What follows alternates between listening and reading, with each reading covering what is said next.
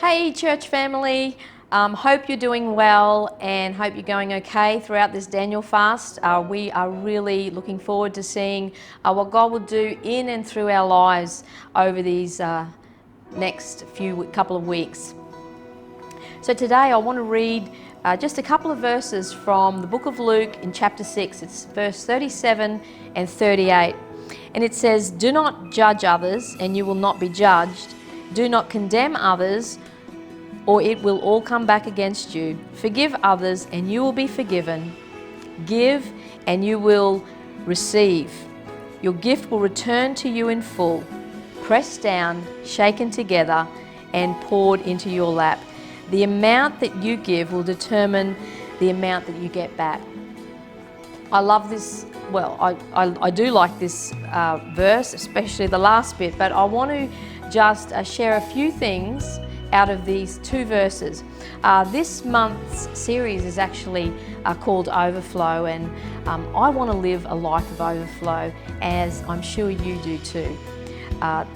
So just quickly, there's a number one.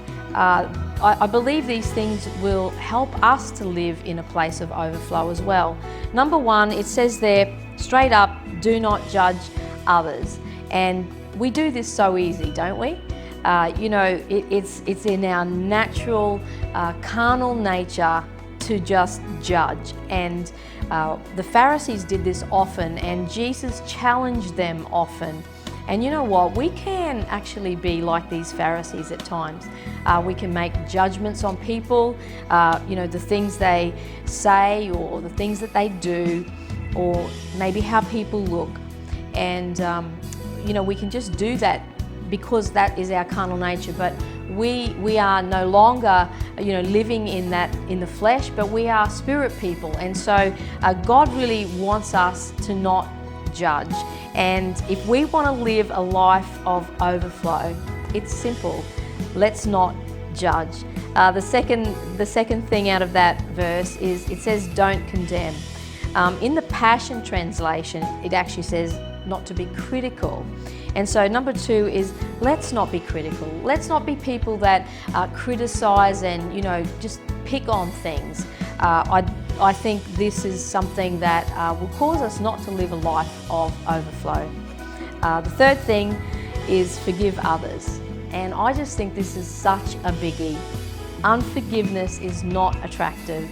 And some of the things that unforgiveness breeds, it breeds resentment, anxiety, bitterness, anger, and a critical spirit. And if you feel any of these emotions towards someone, can I encourage you, in fact, can I challenge you to forgive that person, because God expects us to forgive.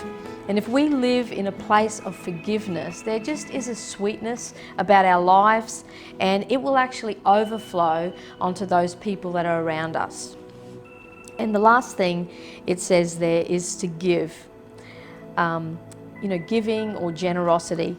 This is actually one of our values at Twin Rivers, generosity. And this verse is often used in church to encourage people to give.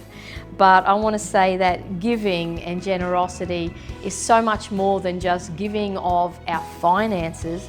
Generosity is a spirit. It's a heart of just over and above.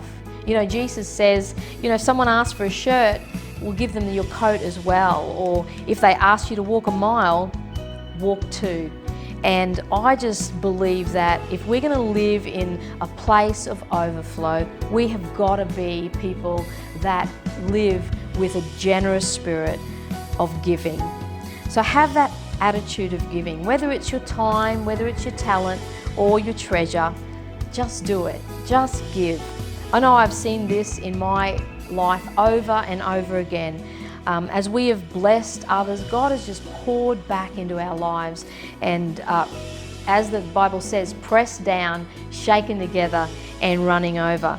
And so, I believe that we now live out of a place of overflow, and you can too. So don't judge or be critical, but keep forgiving and keep giving.